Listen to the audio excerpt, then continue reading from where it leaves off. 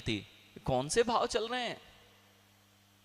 आपको अभी ये सारी चीजें समझनी पड़ेंगी, और यदि इनसे नहीं बच पाए तो कर्म की यह व्यवस्था, इसलिए तो अनंत काल निकल गया।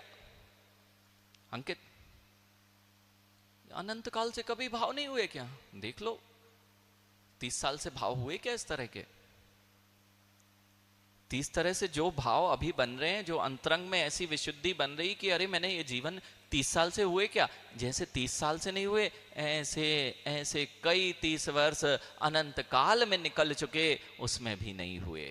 इसलिए तो यहां हैं हम लोग। भाव ही नहीं होते। अब सुनने में नहीं आता तो भाव की तो बात ही दूर है।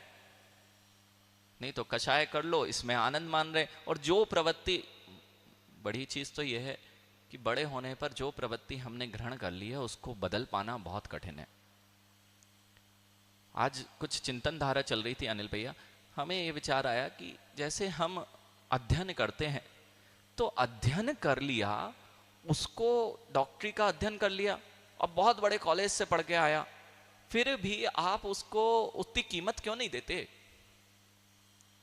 सब चीज जानता है वो, लेकिन अनुभव नहीं है, अभी अनुभव में नहीं उतारा, उसने जाना मात्र है। ऐसे ही आपने जिनवाणी को जाना मात्र है, इसलिए आपकी कोई कीमत नहीं है। जब तक जिनवाणी के प्रत्येक शब्द की कीमत करके उसको अनुभव में नहीं लाओगे, तब तक उस वैद्य की तरह, उस डॉक्टर की तरह जो पढ़ के बड़ी से बड़ी यूनिवर्सिटी से निकला है, लेकिन जो छोटी यूनिवर्सिटी से निकला है लेकिन उसे 25 साल का अनुभव है, वह बड़ा वैद्य कहलाता है। ऐसे ही आप यदि जीवन में केवल पढ़ पढ़ के निकले हो और अनुभव जीरो है, तो वह अल्प आयु में दीक्षित मुनिराज जिसको अनुभव है, उसकी कीमत बढ़ जाती है।